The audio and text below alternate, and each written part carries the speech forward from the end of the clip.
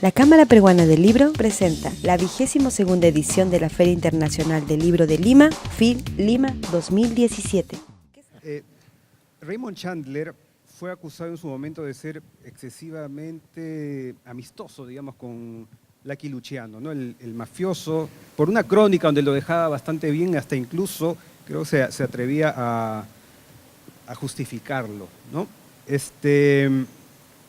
¿A ustedes les ha pasado que han sentido como escritores de policiales, novela negra, fascinación por algún criminal, por los criminales que los rodean? Bueno, no fascinación, pero sí obsesión, en la medida en que yo tengo pues una doble vida, soy escritor y soy periodista, y como periodista he sido jefe de la unidad de investigación del diario El Comercio, lo que me convirtió en un perseguidor de corruptos, ¿no? Y me obligó, dada la cantidad de amenazas de muerte que venían a tener durante 7 años, 2 guardaespaldas a tiempo completo, entonces, de alguna manera, uno empieza a mirar, sí, con una visión un poco distorsionada entre el repudio, el odio y la admiración, porque ves cómo se manejan estos delincuentes, ¿no? Yo lo que pienso es que, bueno, este es un ingrediente que te va de una u otra manera a incentivar. En mi trayectoria yo empecé haciendo cuentos intimistas, y cuando empezó la década del terrorismo, ¿no? Y luego la década del narcotráfico, pues entré, el tema saltó, porque como yo era periodista, de pronto me di cuenta que lo que tenía que escribir era esto, ¿no? Argumentos de este tipo, ¿no? ¿Ustedes? No, yo me vacuno. Me vacuno, no, porque el problema del síndrome de Estocolmo es muy jodido. Empiezas a escribir sobre un personaje y evidentemente hay una fascinación por él, y empiezas a pensar desde su cabeza y empiezas a hacerlo tuyo y terminas adquiriéndolo y terminas entendiéndolo, y de entenderlo a explicarlo y justificarlo. No, yo ahí debo ser muy puritano y muy moralista. Yo de pequeño me formé en un puritanismo extraño. O sea, no tengo ningún inconveniente en que todos ustedes fumen marihuana, pero las figuras de lo negro, lo oscuro, el mal me repelen, y continuamente estoy tomando distancia para impedir que me contaminen. Es que vivir en México es muy particular. México es el paraíso del horror. Se ha vuelto el paraíso del horror en los últimos años con una intensidad brutal. Todos los días el horror se asoma por tu ventana. Y en esa medida la necesidad de tomar distancia te llevas a una literatura en la cual, por razones de respiro, de sosiego, de descanso, andas buscando el happy end, coño. Entonces me veo a mí mismo diciendo, no puede ser, hijo mío, a tu edad, a tu altura, hijo del pensamiento crítico, volteriano y bakuniniano, ¿qué coño estás tú soñando con el happy end hollywoodense? Y sin embargo es la necesidad que tienes de buscar luz al final del túnel. Una vez se me ocurrió usar la metáfora de la luz al final del túnel en un lugar llamado Zacatecas, México. Y dije, no, yo escribo novelas porque quiero que ganen los buenos, coño, quiero luz al final del túnel. Y soy una voz de la parte de atrás del auditorio que dice, si se ve luz al final del túnel es un tren que te viene enfrente. Con lo cual me redujo a realidad. Entonces, básicamente lo que vivo, y es un problema yo creo absolutamente personal, es una tensión entre la tentación al happy end y el realismo. Y trato de sobrevivir en esta tensión expresándola y haciéndola explícita en la novela. No, yo tuve una experiencia en ese sentido complicada, que fue escribir a Ramón Mercader, el asesino de Trotsky en El hombre que amaba a los perros. Tratar de contar quién era este hombre, que no tenía biografía, no se sabía exactamente quién había sido. Yo creo que hubo un momento en que ni siquiera él mismo sabía quién era.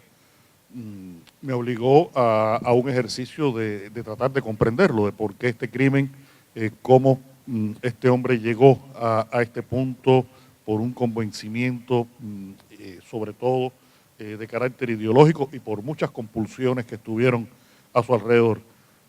Y cuando me di cuenta de lo que me estaba pasando, pues me di cuenta que era un proceso a la vez literario, y lo llevé a la novela.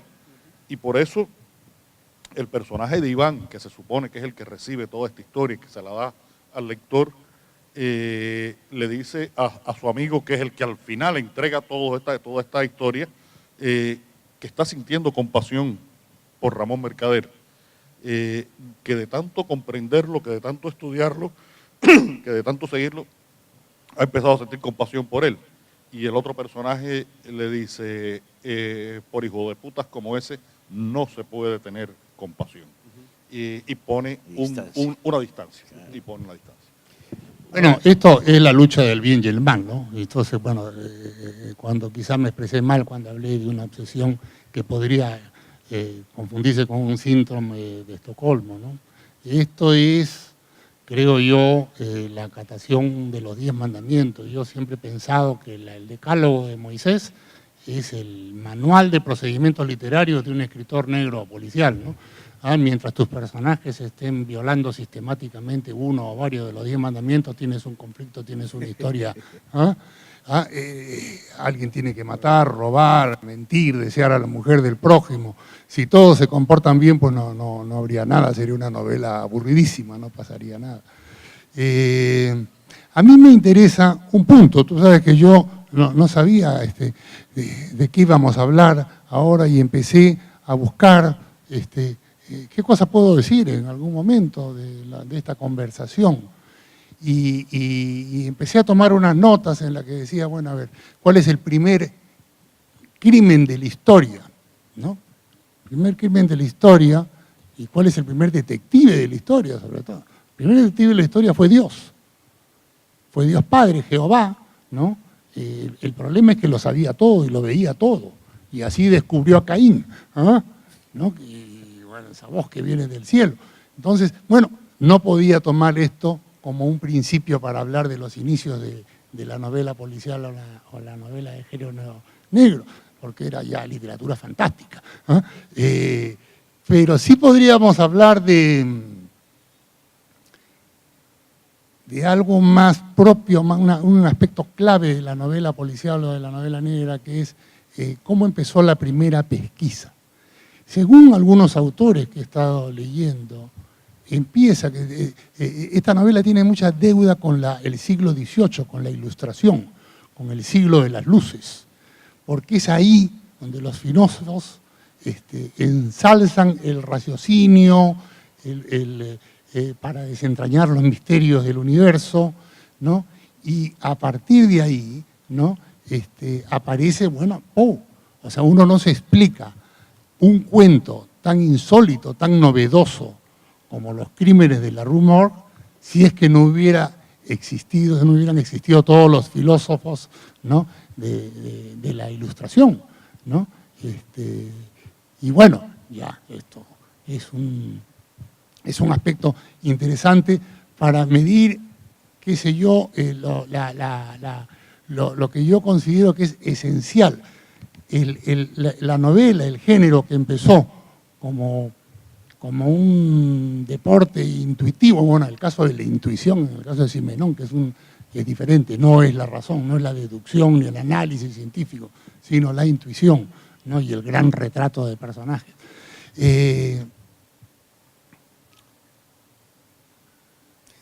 Continúa.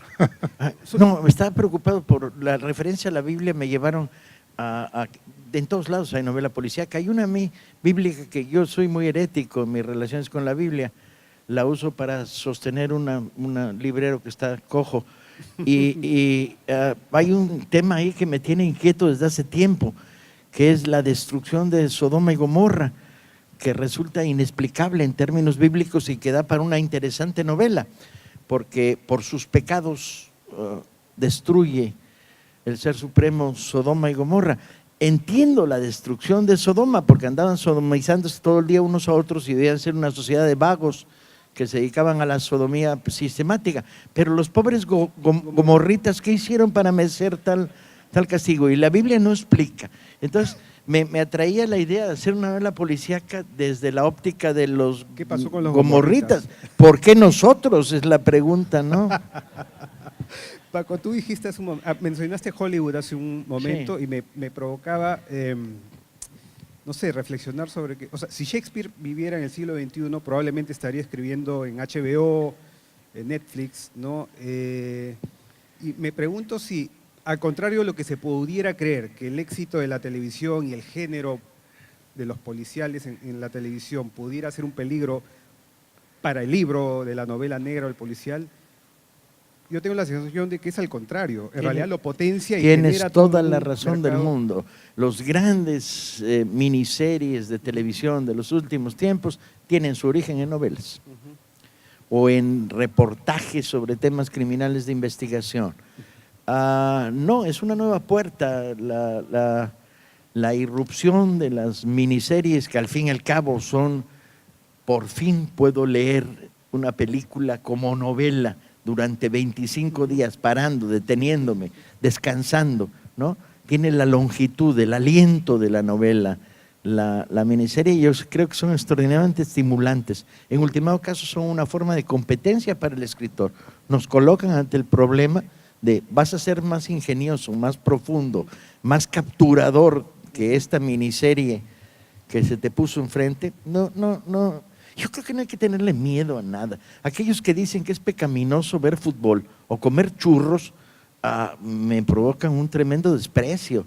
Tú puedes leer una novela con la mano derecha y con la izquierda comer un churro. O puedes hacer, bueno, hay libros que son para leerse con una sola mano, pero esa es otra historia que no tiene nada que ver. Es otro género. Es otro género, sí. Lo que es evidente es que esta especie de ubicación de la literatura en el lugar confrontado a toda otra forma de entretenimiento es absolutamente ridícula. Yo compito contra el fútbol, pero compito en los intermedios, que es cuando no hay que ver el partido, ahí sí que me lean, ¿no?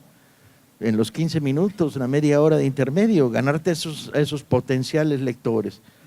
No compito contra los buenos partidos, contra los malos sí puedes competir sin mayor problema, ¿no? De acuerdo. Creo que es el momento de pedir voluntarios en el público para que continúen el interrogatorio. ¿Hay alguien que tenga preguntas? Ahí se alzó una mano. Alfredo, ¿verdad? Sí, es Alfredo. ¿No hay un micro para el señor Dagmer? Sí, va a haber más novelas. La pregunta es si va a haber más novelas de Velasco Arán. Sí, va a haber la 10ª. No, la 11ª. Escribí 9 y una con subcomandante Marcos 10 y ahora una. Pero no me sale, coño. Se va a llamar Paraíso. Y es la historia de un fraude electoral hecho por el PRI en México, en la población de Paraíso, Tabasco. Cuando vas rumbo al sur por la carretera de Tabasco, hay un letrero que dice, a 3 kilómetros el paraíso. Y yo siempre gocé mucho ese letrero, me parecía ideal. Paraíso es un pueblo repleto de mosquitos, porque cual debe ser, la desmitificación del cielo empieza porque Paraíso sea un pueblo. Y además, y no me sale. Y yo creo que no me sale porque no soy lo bastante hijo de puta, maligno y canalla para imaginarme cómo se hacen fraudes electorales. Y entonces no puedo, no me sale, no funciona. Pero habrá una, sí. ¿Una pregunta más? Ahí hay una más, sí.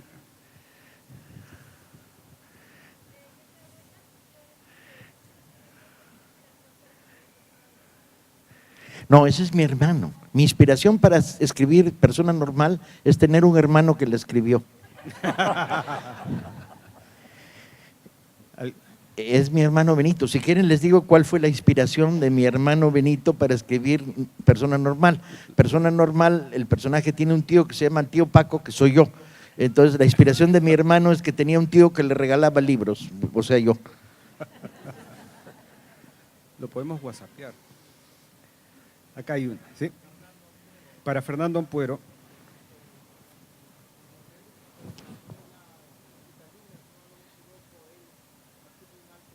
En Puta Linda asumes un alter ego.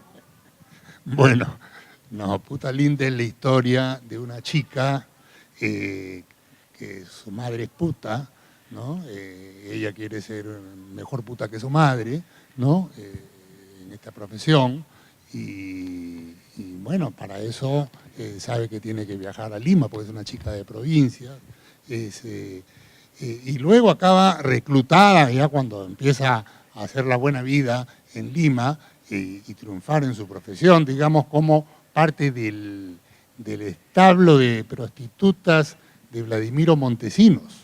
Ese es el lado negro, ¿no? Pero en realidad esa novela es un divertimento, es una novela negra en clave de divertimento, como Loreto, que es una novela sobre pandilleros del Callao, es una novela negra en clave de fábula. Las que son más novelas negras típicas, digamos, más ajustadas a lo que se entiende por novela negra, son Caramelo Verde y Hasta que me orinen los perros. Hasta que me orinen los perros, ustedes saben, es una historia de borrachos, ¿no? Un día estaba leyendo el periódico y apareció un suelto muy pequeñito que decía, hombre aparece en paños menores durmiendo en la mona en la calle, ¿no? Lo vendieron como borracho, ¿no? Entonces, claro, lo que pasa es que había un equipo de taxistas que decidió circular por las calles donde estaban todos los bares, recogían a los clientes más mamados, más borrachos, y luego, no querían comprometerse, los vendían a huecos de fumones, donde el borracho valía por los zapatos, por la tarjeta de crédito, por las cosas, ¿no? Entonces, pues esto se convirtió luego en un problema, casi en una epidemia. Me acuerdo que Beto Ortiz, que es un hombre de la televisión, logró conseguir a 3 o 4 personas que habían sido vendidas como borrachos, ¿no? Y bueno, y finalmente pues Caramelo Verde, que es una novela sobre el primer gobierno de García, la hiperinflación, un cambista de dólares, ¿no? Estas sí son propiamente novelas que tratan de mostrar pues la realidad peruana, porque no hacemos otra cosa, yo creo, los novelistas, que ser autores que mostramos diferentes, ¿no?, lados de nuestro contexto social, ¿no? Yo sí tengo una pregunta más. ¿Hay alguien más que quiera preguntar? Un ratito, entonces. ¿Hay dentro de su vida cotidiana, en su biografía, hay algún misterio que no hayan podido resolver? No estoy hablando del misterio de la vida o de la muerte, sino hay algún misterio. Sí, pero suelen ser, en mi caso, misterios muy sencillos, como ¿por qué me robó 2 veces el mismo libro mi hija? O sea… ¿Pero que te lo robó una vez, compraste uno nuevo y te lo volvió a robar? Sí, entonces he comprado el tercero. ¿No sería una Biblia? No. El Mi papel es hija muy roba útil, novelas el papel es de muy Ed McBain, de mi casa, pero lo voy a comprar por tercera vez solo por tener la curiosidad para seguir esa de si se lo va. Nada trascendente. En general uno vive una vida muy plana. Ahora me tiene muy fascinado descubrir que en Perú hay 4 o 5 presidentes en la cárcel al borde de irse a ella, ¿no? Hay una interesante novela negra en términos de narrativa contemporánea. La diferencia entre Perú y México es que en México hay 5 expresidentes que deberían estar en la cárcel y que no lo están. Yo creo que es una diferencia sustancial. Quizá un libro comparativo que analizara esos 10 casos. No, hay algo que la novela negra no hemos logrado todavía, que es hacer las grandes novelas del guante blanco, del crimen desde arriba, del crimen del dinero, del crimen del Banco de Santander provocando el corralito, sacando 3 camiones llenos de plata y destruyendo. O sea, la novela de las grandes destrucciones de países por actos criminales generados desde las alturas. Y todavía no he encontrado esa novela para poderla leer y tengo muchas ganas de leerla y no sé escribirla. Yo tengo el título para la de los presidentes. ¿Cómo se llama? Banda presidencial. Te la pongo y te la quito. Esa- Ahora ese es notable, es notable. el Tienen tema ustedes de un Odebrecht. récord mundial. Había una pregunta aquí, una señorita que grácilmente levantó la mano, ¿sí?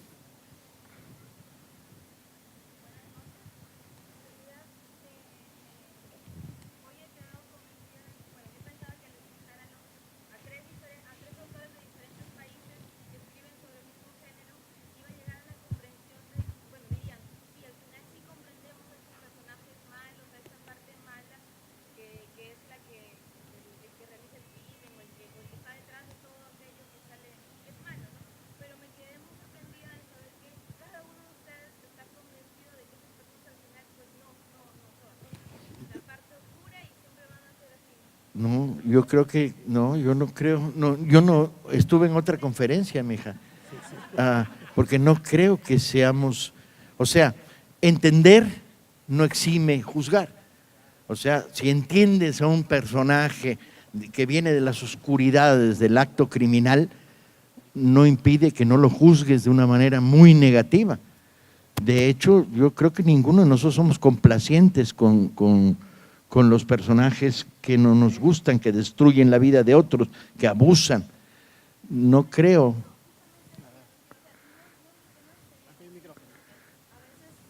Los lectores, no digo que justifiquen, pero finalmente ese personaje, si el escritor llega a transmitirle a un lector una pequeña comprensión, quiere decir que en el fondo también explicaron tanto de eso que uno termina como que disculpando. No digo que esté bien, que sean unos personajes buenos, sino que dentro de su maldad finalmente son comprendidos, ¿no? O se entiende por qué llegaron a cometer ciertas cosas. La gran batalla en la novela es de lo simple a lo complejo. Estás buscando una visión más compleja de la sociedad y estás buscando que tu lector la comparta, que vea que la sociedad es más complicada de lo que parece, ¿sí? Que hay más factores en juego, que hay más tensión, más contradicción.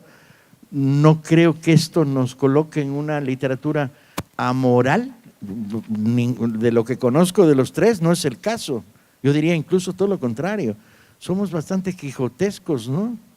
En el sentido de desfacedores de intuertos. No, y también hay un elemento que yo entiendo un poco lo que tú quieres decir y tu preocupación. El problema es que el lado oscuro, el lado perverso, el lado terrible del ser humano es también parte de la condición humana. Esos criminales que a veces uno dice, bueno, ¿cómo es posible que puedan haber hecho las cosas que hicieron o los corruptos que hayan hecho las cosas? Esto son personas también y de alguna forma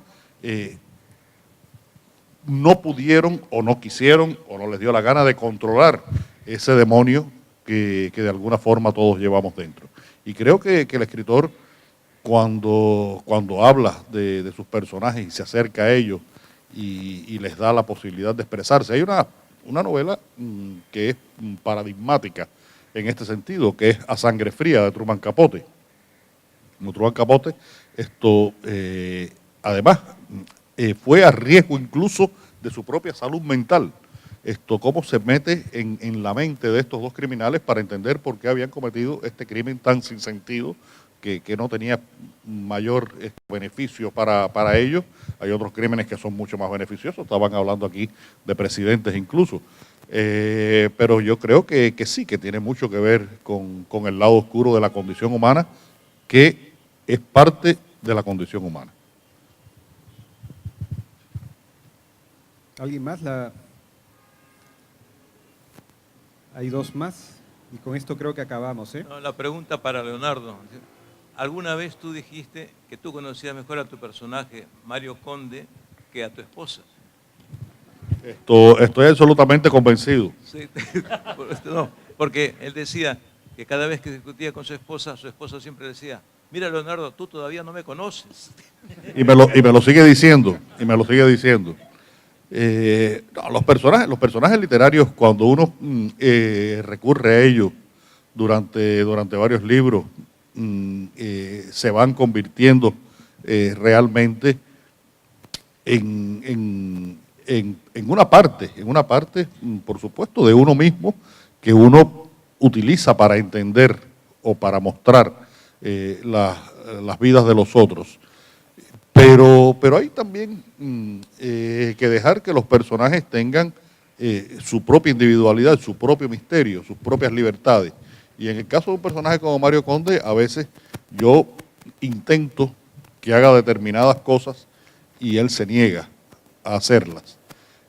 Lo cual quiere decir que tampoco lo conozco del todo y que él tiene su propia entidad. Con respecto al caso de mi mujer, pues ya, tú que hablabas de misterio, yo me di por vencido. Yo creo que es muy certera la visión de Leonardo. En una de mis novelas yo quería que Velasco Arán al llegar a una esquina diera vuelta a la derecha y no lo lograba. Llegaba a la esquina y daba vuelta a la izquierda y empecé a reírme de mí mismo hasta que intenté decir, ¿y por qué quiere dar vuelta a la izquierda? Y entonces encontré la respuesta, es que a la izquierda había una salchichonería muy buena y a la derecha no. Entonces decidí, bueno, pues tenemos que ir para allá, pero hagámoslo de esta manera, no importa, pues los personajes van adquiriendo grado de autonomía, no hay ninguna duda. Y al mismo tiempo, conforme más los conoces, más se te revelan y más se empeñan en adquirir un grado de autonomía. Aquí hay una señorita que...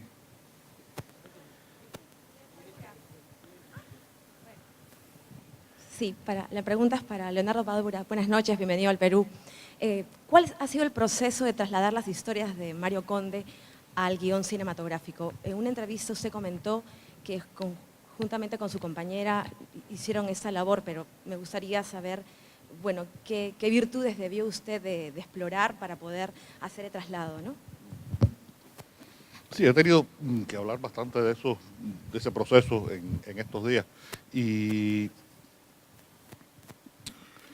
todo tránsito de la literatura al cine es un proceso traumático para la literatura, porque tiene que dejar de ser lo que es para convertirse en otra cosa. Si pretendes que una película sea vista como es leído un libro, estás fracasando de antemano, porque son dos medios de expresión artística completamente distintos y en los cuales la esencia de la literatura, que es la palabra, se convierte en un elemento funcional en el cine, donde la esencia es la imagen.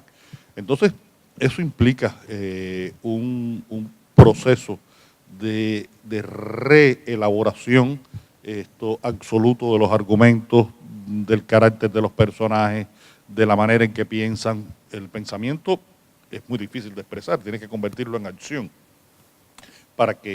Es muy fácil decir lo que piensa un personaje, pero es muy complicado expresarlo en acciones y a veces imposible de hacerlo porque no cuentas con los recursos económicos para que después se pueda realizar esa acción. Fue un trabajo muy difícil en el que lo que pretendimos, Lucía y yo, haciendo los guiones, tratamos de hacer, fue conservar la esencia de las historias. La esencia de las historias, el sentido de las historias, la atmósfera de esa Cuba de los años 90 en que la supervivencia se hizo tan complicada, pero también en un momento en que ya no era el momento más crítico, porque había que jugar con muchas cartas y porque, lo dice Raymond Chandler, y yo creo que el escritor, cuando escribe guiones, tiene que asumirlo de esa forma. El escritor de novelas, cuando trabaja para el cine, debe vestir su segundo mejor traje. Tiene que saber que hace un trabajo de servicio, porque en definitiva no puede existir este tipo de películas, este tipo de series, si no existe un guión, pero el guión, cuando sale de las manos de los escritores, cae en manos de los que toman las grandes decisiones y finales, que son el director y el productor. y a partir de ahí, bueno, sabes que lo que tú has hecho o que lo que has intentado hacer incluso puede ser transformado de muchas maneras por esos otros elementos indispensables para poder hacer una producción cinematográfica. En cualquier caso, nosotros estamos muy satisfechos con lo que logramos, con lo que se logró en sentido general por todo el equipo. Y creo que bueno, el hecho de que haya ahora recibido el premio Platino como mejor serie iberoamericana del año fue una sorpresa enorme para nosotros, una gran satisfacción y sobre todo creo que pone en un punto de vista interesante el tema del policíaco, porque curiosamente hemos hablado acá de este tema y no caímos en eso, que creo que siempre que Paco y yo, que hemos coincidido en tantas mesas, en tantos lugares del mundo, siempre aparece. Y es que Cuba será el desastre más grande que tú te puedas imaginar, pero Cuba es el país menos criminal del mundo iberoamericano, y escribir una historia de asesinatos, de crímenes, de esto, en Cuba es complicadísimo, porque cuando Paco habla de estos niveles de violencia que hay en México, y uno lo mira en Cuba, dice, bueno, el problema es que en el barrio mío, en la última semana, lo único que pasó fue que un mulato le dio una patada en el culo a un negro y el negro tiró una piedra y le rompió la cabeza a un blanco. Entonces ya se redujo a eso la violencia del barrio. Es complicado. Y hacerlo desde Cuba con producción española, porque por supuesto la producción no es cubana, es española, creo que fue muy satisfactorio para nosotros. Bueno, en efecto, como lo anuncié al inicio y ustedes lo han atendido.